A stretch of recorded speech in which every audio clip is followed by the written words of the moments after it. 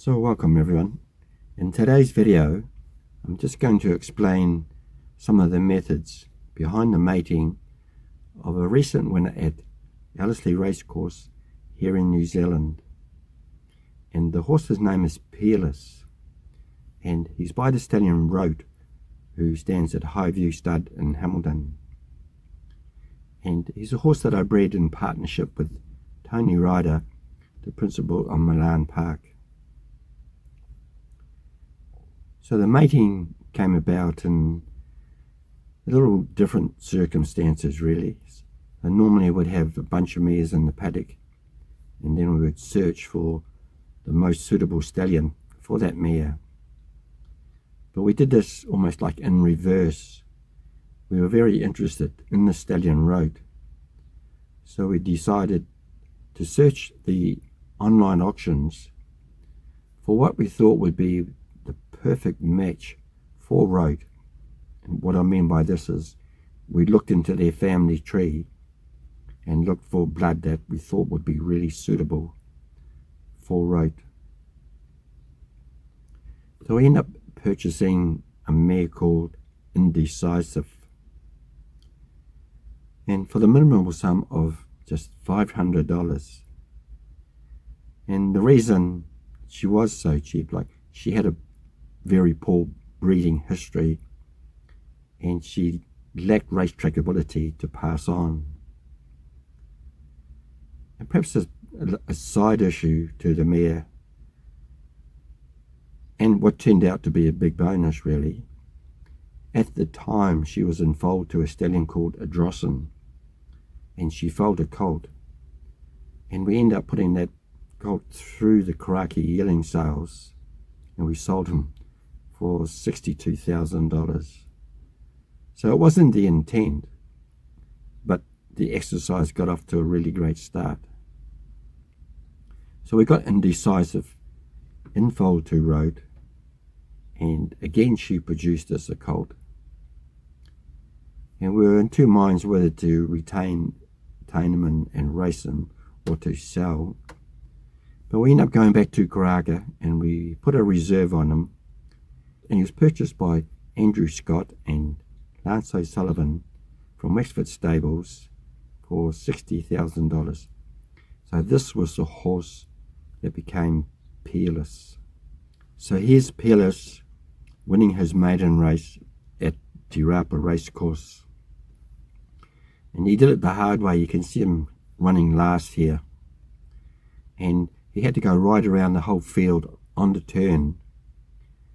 And then I think it sort of indicated that day that he was a horse with perhaps with a bit above average ability, and then perhaps there was more wins in store. Followed round by Bella Franca, then came Peerless starting to improve, now out deeper, further back then to Denver, and last of all is IXL. On the corner, 350 metres to go, Pixie ranged up on the outside, from over on the inside, battling away San Marco. Peerless starting to warm up down the outer, also Bella Franca's looking to run on. It's now Pixie tackled by Peerless. Peerless in front from Pixie, San Marco, then Dubai Gold over on the inside is getting out late, down to the 100 metres. Peerless, Dubai Gold is really starting to close off, but Peerless holding sway.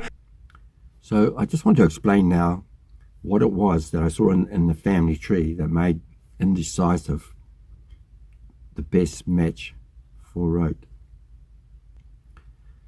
So if you've been following my videos for some time now, you'll be aware that when I look into the family tree, you know, I'm not trying to work in the certain generations, you know, across the screen or page, and I'm not trying to create duplications through this so-called sex balancing theories. The first place I always look at the mare and her male line. I really believe that this area of the mare's pedigree is a really predictable area for when it comes to getting results from doubling up to ancestors in the family tree. So we look at Indecisive's male line, and it goes back to a horse called Minau. And then when we look into Rote's pedigree, we can see the horse Sir Ivor. And I was aware Even right back when Sir Ivor stood at stud, he produced multiple Group 1 winners out of mares from that male line of Me Now.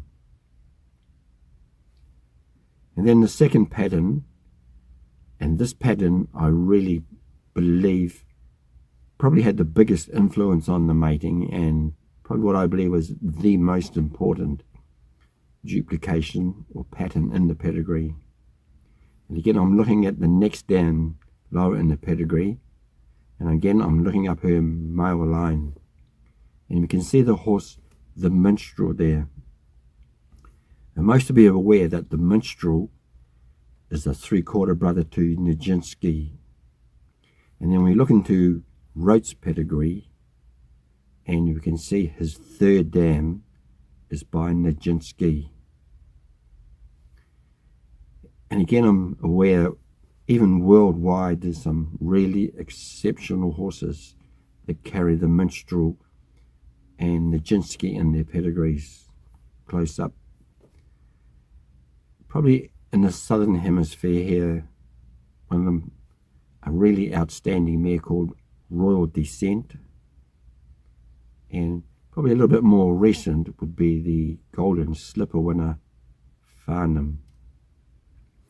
And so the next pattern, and this third pattern, was probably what really sealed the deal that Indecisive was perfect for Rote.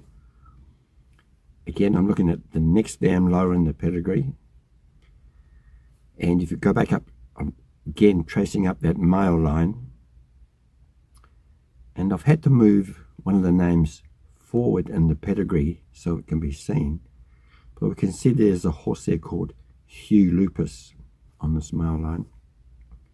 And then if we look into Rote's pedigree, or through his father High Chaparral, again we go down this female line, and you can see High Chaparral's third dam was by Hugh Lupus. And I had seen this pattern before in High Chaparral when he was at stud. He produced a Group 1 winner, a mare called Young Star. And again, you can see this duplications of Hugh Lupus. So just to explain the whole pedigree, I've taken blood or names, etc., from the male line of the first dam, the second dam, and the third dam, and I've matched these with the dam sires. In Rote's pedigree, we can see Nijinsky is a dam sire in Rote's pedigree, and Hugh Lupus is the dam sire in High Chaparral's pedigree. And I think great validation that we're on the right track here, especially with the minstrel.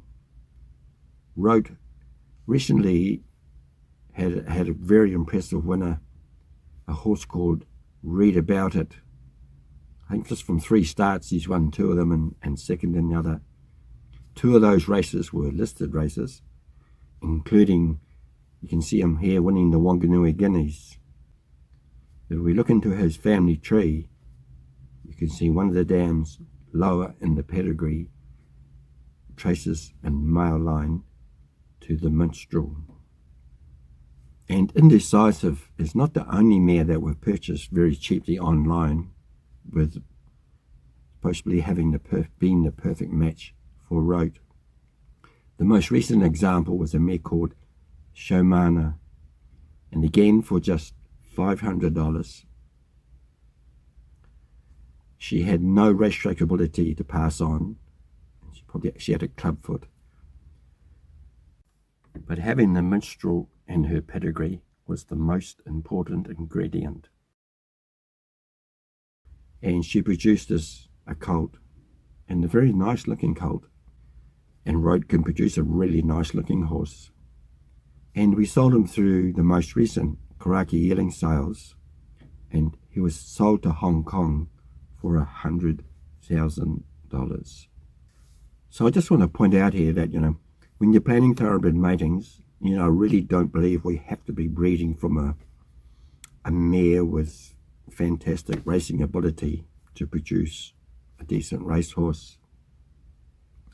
Doubling up to these ancestors, especially if you're using horses like Nijinsky or the minstrel, both of them fantastic racehorses.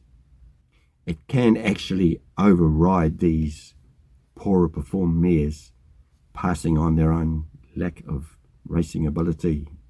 So we wish the owners of Peerless all the best for the future. Hopefully there's plenty more wins in store. Thank you for watching, and we'll see you in the next one. Mondays after it. Peerless through on the inside, then Chockatilla Tap and Family Folks. Here's Peerless. Peerless opens up strongly under Craig Grill's 150 left to go. Pax Mundy's coming with it. They're followed then by Afterglow and late down the outside with a big burst there too. Now was Awa Terry, but Peerless for the last and does it in very good fashion.